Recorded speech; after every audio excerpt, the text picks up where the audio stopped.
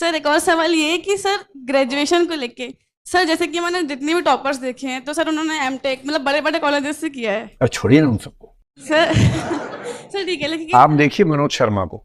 जी sir.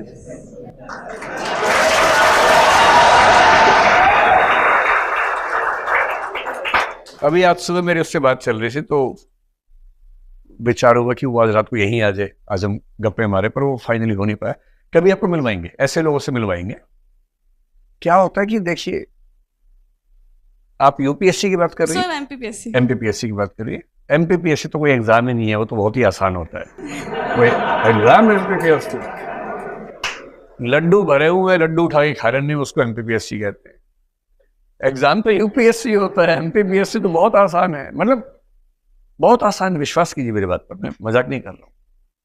अगर MPPSC में struggle है तो इसका सिर्फ इतना मतलब है कि आप सही डायरेक्शन, सही रणनीति के साथ मेहनत नहीं कर पा रहे। वरना स्टेट्स के एग्जाम सेंटर से काफी आसान होते हैं, और स्टेट्स में भी एमपीपीएससी कई राज्यों से आसान एग्जाम है। मेरा कई राज्यों में ठीक ठाक दखल रहता है परीक्षा पद्धतियों को समझने में, तो मैं बहुत सोच समझ के बात कह रहा हूं।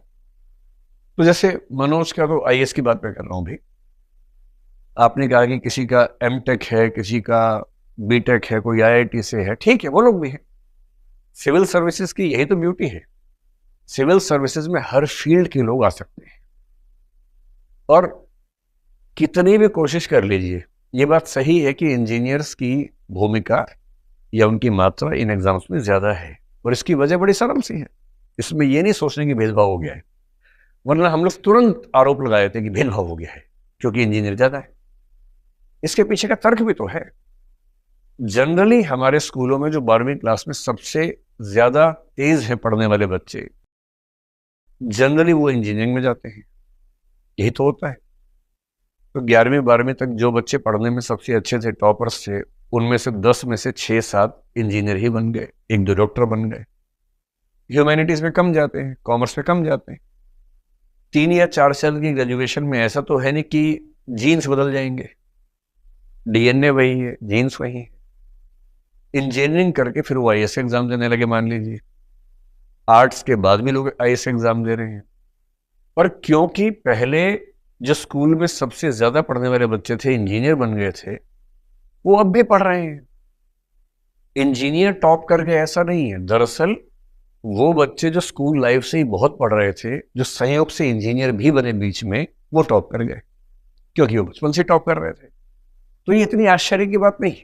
लेकिन ह्यूमैनिटीज में, कॉमर्स में जो बच्चे होते हैं वो दो तरह के हैं। एक वो 5-10% जो पढ़ने में बहुत अच्छे थे स्कूल में, पर बाई चॉइस कॉमर्स लिया या ह्यूमैनिटीज लिया। आप मेरी बात से सहमत होंगे कि ऐसे बच्चों की संख्या 5% से ऊपर नहीं है इस समय। बाकी जो बच्चे ह्यूमैनिटीज लेते हैं, अधिकांश इसलिए कि या तो उनके नंबर कम थे, या उनको मैथमेटिक्स में, साइंस में दिक्कत हो रही है, नहीं उतना मजा आ रहा समझने में, दुविधा होती है। तो उन्हें किसी ने बताया कि ज्यादा आसान पड़ता है, आर्ट्स कर लो, बीए कर लो, आसानी से हो जाएगा। उनको ग्रेजुएशन करना है तो बीए में एडमिशन ले लिया। तो ह्यूमैनिटीज में ज्यादा बच्चे वो आए जो आसानी के लिए आए, और कुछ शौक से आए।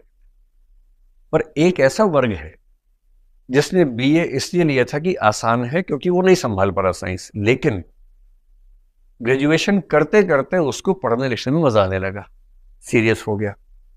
जब सीरियस हो गया तो उसको सुख मिलने लगा ज्ञान में, और वो ग्रेजुएशन या पोस्ट ग्रेजुएशन करते करते अपने बौद्धिक स्तर पर उसी लेवल पे आ गया जिस पे कोई इंजीनियर था। अब ये भी एग्जाम दे रहा है, अब तो बराबरी की टक्कर है उसके बाद। और मैं हर साल देखता हूँ कि बहुत सारे ऐसे लोग सिलेक्ट हो रहे हैं जो शुद्ध ह्यूमैनिटीज के हैं, सिंपल बीए किया हुआ है, कोई ऐसी ठोस बैकग्राउंड नहीं है।